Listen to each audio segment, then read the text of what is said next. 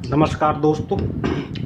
आज के लेक्चर में हम लोग प्रायद्वीपीय पठार पढ़ रहे हैं और प्रायद्वीपीय पठार के पार्ट 1 में मैंने बात किया था कि आपके कौन कौन से पठार इस साउथ इंडिया के अंतर्गत आते हैं। आज मैं केवल दो चीज़ों के बारे में बात करूंगा। प्रायद्वीपीय पठार के किनारे पूर्वी घाट तथा पश्चिमी घाट, उनका विस्तार कहाँ तक है और उनके बारे में आपके एग्जाम में कौन कौन से क्वेश्चन बनते हैं। तो आइए सबसे पहले मैप के जरिए देखते हैं। ये यहाँ पर विंध्याचल सतपुड़ा पर्वत है, ये आप जानते हैं। आप वहीं से नर्मदा एवं ताप्ती नदियां निकलती।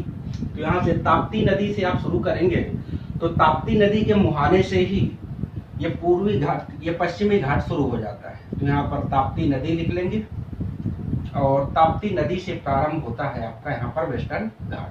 तो पश्चिमी घाट है और पश्चिमी घाट नीचे तक चला जाएगा, दक्षिण के सबसे दक्षिणी बिंदु तक, तो कन्याकुमारी तक इसका विस्तार पाया जाएगा। ये यहाँ पर कन्याकुमारी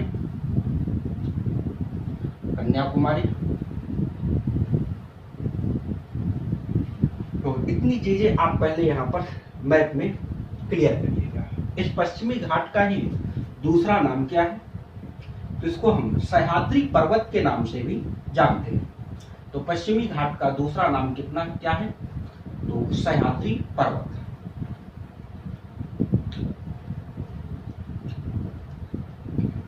अब इसका विस्तार कहां से कहां तक है, तो यहाँ पर ताप्ती नदी के तट से लेकर के, ताप्ती नदी के मुहाने से लेकर के दक्षिण की कन्याकुमारी तक, दक्षिण के कन्याकुमारी तक इसका विस्तार पाया जाता है। और इसकी पूरी दूरी तो 1500 किलोमीटर फैली हुई है, 1500 किलोमीटर।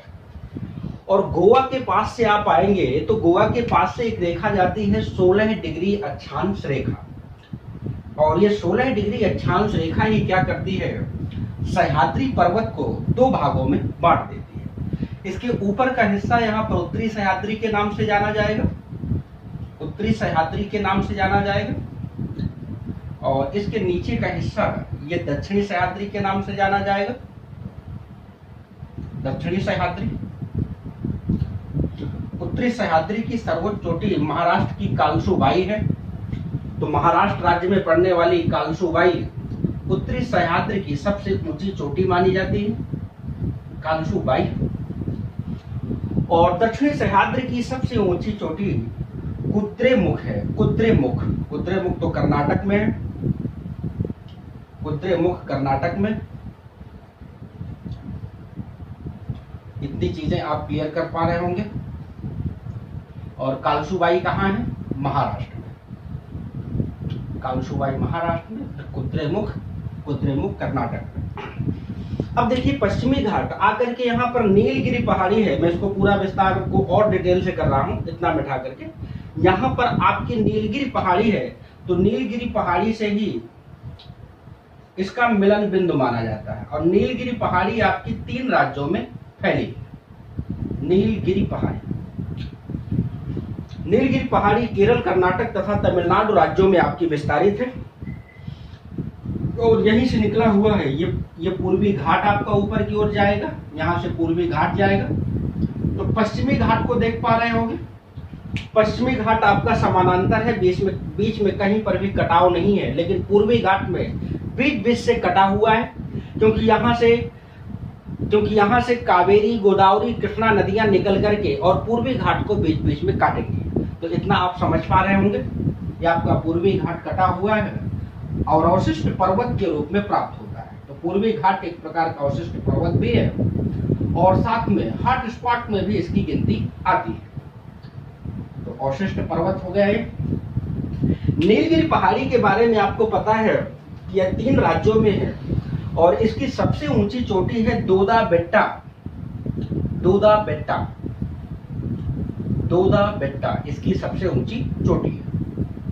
और नीलगिरी पहाड़ी पर ही एक हिल स्टेशन स्थित है, ऊटी नामक हिल स्टेशन भी आपका यहीं पर है।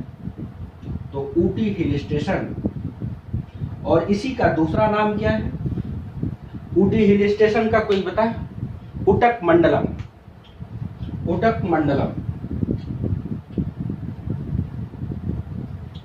उटकमंडलम हिल स्टेशन है यहीं पर आपका। किस राज्य में है? तो तमिलनाडु राज्य में है। यह आपका तमिलनाडु राज्य में फैला है हिल स्टेशन, विस्तारित है। नीलगिरी पहाड़ी के नीचे आएंगे तो अन्नामलाई नामक चोटी मिलेगी, अन्नामलाई नामक पहाड़ी मिलेगी, अन्नामलाई। आप मैप बनाएंगे खुद से, कोशिश करेंगे। और अन्नामलाई के नीचे आएंगे तो यहाँ पर इलायची की पहाड़ियां मिलेंगी, इलायची पहाड़ी।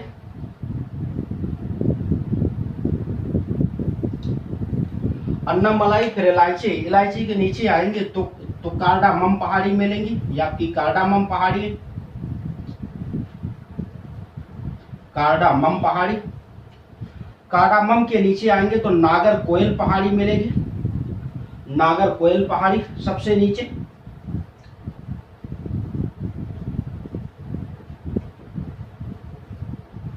नागरकोइल पहाड़ी। अब वेस्टर्न घाट के बारे में एक प्रश्न और बनता है कि ये क्या है? ये पर्वत है, पहाड़ी है, पठार है? तो पहली बात ये भी ध्यान रखिएगा कि ना तो पर्वत है और ना ही पहाड़ी है। इन दोनों ऑप्शनों को गलत काटेंगे अगर आपके प्रश्न के रूप में आते हैं। ये सह्याद्री पर्वत एक प्रकार का क्या है? भ्रंश कगार है। और भ्रंश कगार बोलने का मतलब है जब गोंडवाना लैंड से अलग हुआ है, जब अफ्रीका महाद्वीप से अलग हुआ है, तो इसका ये किनारा ऊपर की ओर उठ गया। तो कुल मिलाकर ऊपर की ओर उठा हुआ ये कगार है। और ये भ्रंश मतलब दरार पड़ने के कारण ऐसा हुआ है, इसलिए इसको हम कोई ना तो पर्वत बोलेंगे और ना ही पहाड़ी बोलेंगे। इतना आप क्लियर कर पा रहे होंगे यहाँ पर। तो ये देखिए यहाँ पर ये कालसोबाई, ये कुद्रेमुख और नीलगिरी की ऊंची चोटी दोदा बेट्टा, फिर अन्नामलाई।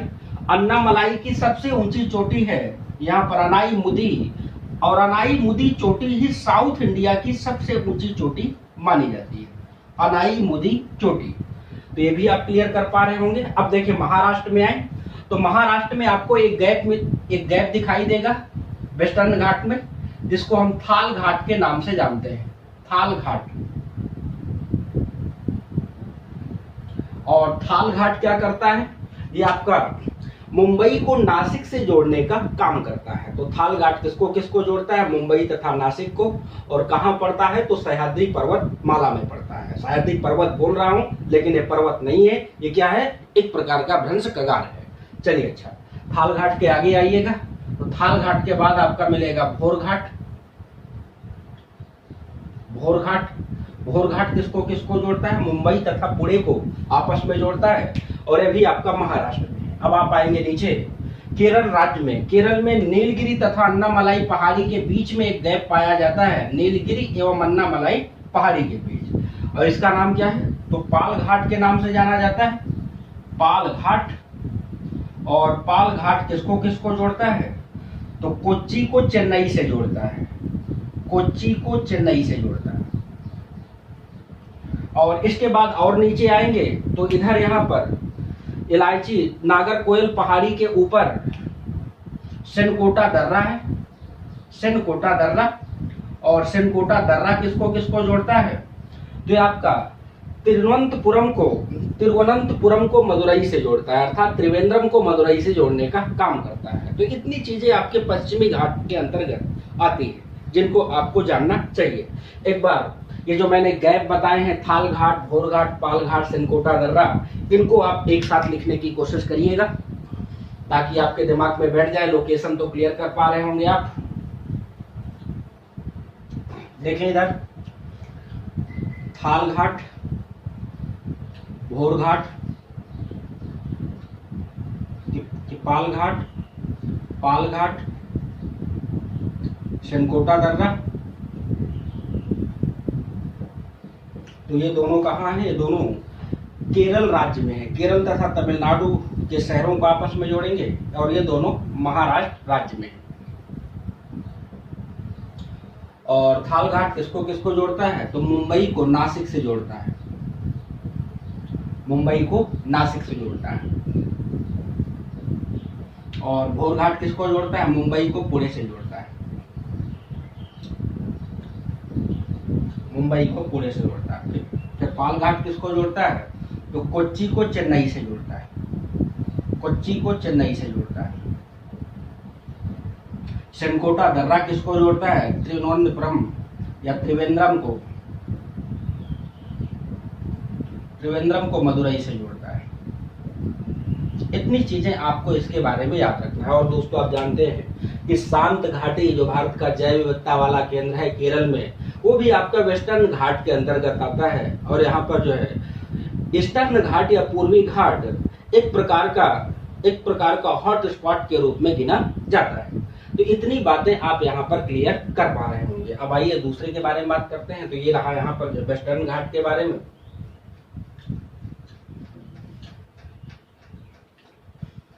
वेस्टर्न घाट इतना कंप्लीट हो गया, तो पूर्वी घाट में आए।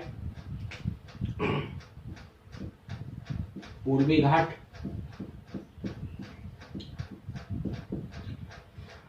अब पूर्वी घाट में देखेंगे आप यहां से, तो मैं एक बार फिर से इसको बना रहा हूं ताकि आपके दिमाग में बैठ जाए। तो सबसे पहले सबसे नीचे नागरकोयल पहाड़ी थी।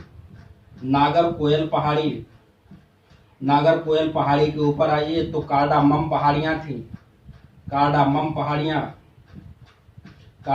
पहाड़ी के नीचे आएंगे तो यहाँ पर इलायची की पहाड़ी, कुछ किताबों में दोनों को एक ही माना गया है।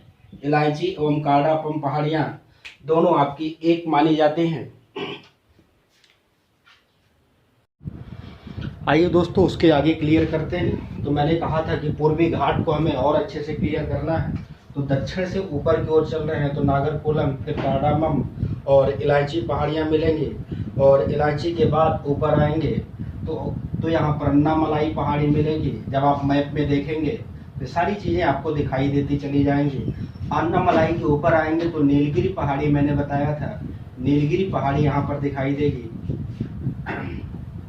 और नीलगिरी पहाड़ी के बाद जब आप इधर की ओर बढ़ेंगे तो अन्नामलाई को पकड़ लीजिए। अन्नामलाई से आगे बढ़िए तो पालनी पहाड़ियां मिल जाएंगी। जैसे अन्नामलाई है, इधर की ओर आएंगे तो पालनी पहाड़ियां मिलेंगी, पालनी पहाड़ियां। और इधर नागरकोलम तथा कार्डामम के ऊपर से चलेंगे तो यहाँ पर बरसानत पहाड़ियां मिलेंगी, बरसानत पहाड़ी। और इसके बाद ऊपर आएंगे तो पालनी पहाड़ियों के ऊपर सिरुमलाई पहाड़ी, सिरुमलाई पहाड़ी।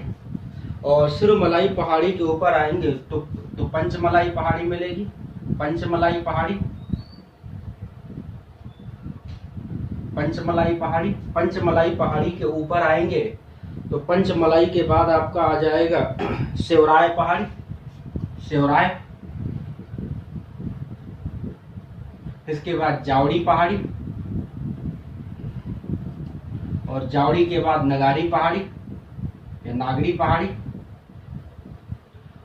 और नगारी के बाद फिर नल्ला मलाई पहाड़ी मिल जाएगी। और ऊपर की ओर आएंगे तो नल्ला मलाई नहीं है, भी वेलिकोंडा तथा पालकोंडा पहाड़ियां मिलेंगी, वेलिकोंडा और पालकोंडा पहाड़ी, वेलिकोंडा एवं पालकोंडा पहाड़ी। और पालकोंडा के ऊपर आएंगे तो यहाँ पर नल्ला मलाई मिल जाएगी। ध्यान रखिएगा ये यहाँ पर अन्ना मलाई है और ये नल्ला मलाई है। नल्ला मलाई आंध्र प्रदेश में है। इसका राज्य भी कई बार पूछा जाता है कि किस राज्य में पाई जाती है, आंध्र प्रदेश में।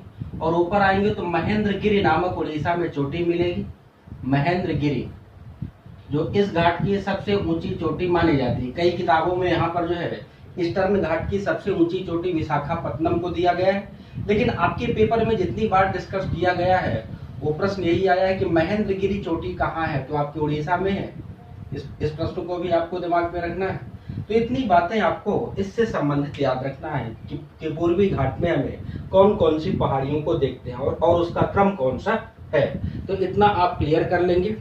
अब उसके आगे बढ़ते हैं हम लोग। पूर्वी घाट के बाद थोड़ा सा देख लेते हैं पर्वत के प्रकार के बारे में कि दुनिया भर में कौन कौन से पर्वत आखिरकार आपके पाए जाते हैं। तो इसको भी समझने की कोशिश करिएगा। पर्वत के प्रकार, तो यहीं से काफी हद तक आपके पर्वत और पठार कंप्लीट हो जाएंगे भारत के। तो थोड़ा सा समझने वाली चीजें उनको भी कर लीजिए। दुनिया भर में पर्वत आपके देखो, या तो वलित पर्वत मिलेगा और या फिर भ्रंशोत्थ पर्वत मिलेंगे और या फिर ज्वालामुखी पर्वत मिलेंगे और या फिर गुंबदाकार पर्वत मिलेगा। तो ये हो गए आपके कितने प्रकार के पर्वत? 4 प्रकार के पर्वत। एक और लिख लीजिएगा, एक यहाँ पर अवशिष्ट पर्वत भी होते हैं, अवशिष्ट पर्वत।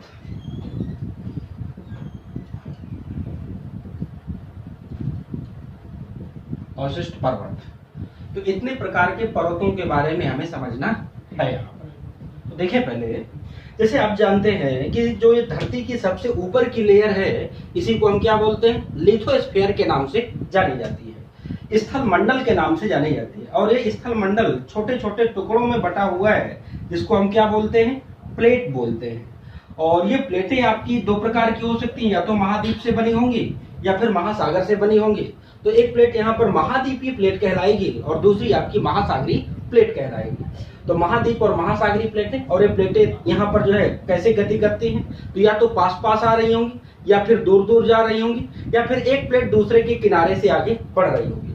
अगर दोनों प्लेटें पास पास आती हैं तो यहाँ पर अभिसारी प्लेट किनारा कहलाता है, अभिसारी प्लेट के नाम से जानी जाती हैं। और अगर दोनों प्लेटें आपकी दूर दूर जा रही होती हैं तो यहाँ पर अपसारी प्लेट के नाम से जानी जाती हैं, अपसारी प्लेट के नाम से जानी जाती हैं। और अगर एक प्लेट को छूते हुए दूसरी प्लेट आगे बढ़ेगी तो इसको हम यहाँ पर संरक्षी प्लेट के नाम से जानेंगे। इतनी बातें आपको इधर क्लियर करना है। अब आइए समझते हैं कि कैसे पर्वत आपके बनते हैं। और प्लेट मतलब स्थल मंडल का एक छोटा सा टुकड़ा, इतना आपको क्लियर रखना है। तो जैसे दोस्तों देखें कि यहाँ पर अभी सारी प्लेटें हैं, तो एक प्लेट आई और दूसरी आई यहाँ से, और दोनों आपस में भिड़ेंगी। तो जो प्लेट भारी होगी वो आपकी नीचे जाएगी तो यहाँ का टेम्परेचर ज्यादा होगा, यहाँ पर पिघलेगी। इसके बारे में और डिटेल से बात में वर्ल्ड ज्योग्राफी में करूंगा, यहाँ केवल समझने के लिए आधार ले रहे हैं। और ये प्लेट पिघल करके और इसका मैग्मा या लावा ऊपर की ओर चढ़ेगा, और ऊपर की ओर चढ़कर यहाँ से निकलेगा और जमा होता चला जाएगा। तो जहां पर इकट्ठा होता चला जाएगा इसी को हम क्या बोलेंगे? ज्वालामुखी पर्वत। जैसे कि जापान का फ्यूजियामा पर्वत आपका कैसा पर्वत है? ज्वालामुखी पर्वत के नाम से जाना जाता है। अब देखें वलित पर्वत क्या कहलाते हैं? तो जैसे मान लीजिए एक प्लेट ये थी, दूसरी प्लेट ये थी, और बीच में कोई मुलायम अवसाद थे, और जब दोनों आगे बढ़ेंगे तो मुलायम अवसाद ऊपर की ओर चढ़ जाएंगे, और इसी से एक प्रकार के पर्वत का निर्माण होगा, जिससे इस पर्वत में मोड़ पड़ जाएंगे, और मोड़ को ही भूगोल की भाषा में वलन बोलते हैं, और वलन से ही क्या बने? वलित पर्वतों का निर्माण होगा। तो इतना आप यहाँ पर भी क्लियर कर पा रहे होंगे। तो वलित पर्वत आपके कौन कौन से हैं? दुनिया के सबसे बड़े एवं यहाँ पर ऊंचे पर्वत इसी श्रृंखला में आते हैं। जैसे राकी पर्वत को ले लीजिए, एंडीज पर्वत को ले लीजिए, और यहाँ पर आल्पस पर्वत को ले लीजिए, यूराल को ले लीजिए, और भारत में हिमालय पर्वत को ले लीजिए, और यहाँ पर अरावली पर्वत को ले लीजिए। प्राचीन पर्वत है अरावली पर्वत, अब वर्तमान में अवशिष्ट पर्वत की श्रृंखला में शामिल किया जाता है आपका। तो इतने प्रकार के पर्वत आपके किसमें आ जाएंगे? वलित पर्वतों के साथ इनको सम्मिलित करेंगे। अब दोस्तों एक बात और समझिएगा कि जैसे एक ये प्लेट थी और एक प्लेट ये थी, नहीं, एक ही प्लेट को लीजिए समझने के लिए, भ्रंशोत्थ पर्वत को। जैसे एक प्लेट है और इसमें अगर भ्रंश पड़े, यहाँ से दरारें पड़ गई और ये हिस्सा नीचे चला गया, मान लो ये हिस्सा नीचे खिसकेगा, और जब ये हिस्सा नीचे खिसकेगा तो ऊपर की ओर पर्वत बना रहेगा। इसी को क्या बोलेंगे? भ्रंशोत्थ। भ्रंशोत्थ का मतलब है भ्रंश मतलब दरार, उत्थ मतलब उठा हुआ, अर्थात दरार के कारण ऊपर उठा हुआ पर्वत ही क्या कहलाता है? भ्रंशोत्थ पर्वत। भ्रंशोत्थ को ही अंग्रेजी में क्या कहते हैं? ब्लैक पर्वत के नाम से जाना जाता है। जैसे कि आपका कौन से पर्वत? सतपुड़ा पर्वत एक प्रकार का ब्लैक पर्वत है, सतपुड़ा पर्वत। और यहाँ पर यूरोप का ब्लैक फॉरेस्ट पर्वत एक प्रकार का ब्लैक पर्वत है, ब्लैक फॉरेस्ट पर्वत। और भी बहुत सारे पर्वत हैं, विंध्याचल को भी कुछ किताबों में ब्लैक पर्वत में गिना गया है। और अवशिष्ट पर्वत का मतलब है जहां पर अपक्षय या परदन निक्षेपण, जिसको मैं समझा चुका हूं, इस प्रकार की प्रक्रियाएं चलेंगी और वो पर्वत धीरे धीरे घिस करके छोटा होता जाएगा, वही पर्वत यहाँ पर अवशिष्ट पर्वत कहलाएगा। जैसे कि यहाँ पर अरावली पर्वत श्रृंखला, अरावली या पूर्वी घाट पर्वतमाला, ये आपकी इसमें आएगी। गुंबदाकार पर्वत का मतलब है जिसका आकार ही आपका कैसा होगा? गुंबद नुमा होगा, वो आपका गुंबदाकार पर्वत कहलाएगा। तो इतनी चीजें आपको क्लियर करनी थी यहाँ पर प्रायद्वीपीय पठार में। तो प्रायद्वीपीय पठार में एक बार डिटेल से देखिए कि यहाँ पर पूर्वी घाट, पश्चिमी घाट, इतना जानने के पहले हम बघेलखंड का पठार, बुंदेलखंड का पठार, मालवा का पठार, दंडकारण्य का पठार, दक्कन का पठार, इन सारे पठारों के बारे में मैंने पहले बात की है। और साथ में विंध्याचल एवं सतपुड़ा पर्वतमाला को भी हमने सीखने की कोशिश की है। तो इतना आप यहाँ पर समझ पा रहे होंगे। तो पर्वत के प्रकार भी मैंने क्लियर करा दिए कैसे बनते हैं, और डिटेल से बात करेंगे वर्ल्ड ज्योग्राफी पर। यहाँ पर केवल और केवल भारत में पर्वतों को समझ लें, इतना मैंने समझाने की कोशिश की। अब आइए और आगे चलते हैं, और आगे चल करके एक नेक्स्ट चैप्टर पर बात करेंगे, भारत के प्रमुख दर्रे। और भारत के प्रमुख दर्रों को हम नेक्स्ट वीडियो में उठाएंगे। आज के लिए इतना ही। तो आप लोग नेक्स्ट वीडियो देखना ना भूलें, और सभी लोग चैनल को सब्सक्राइब करें, लाइक करें।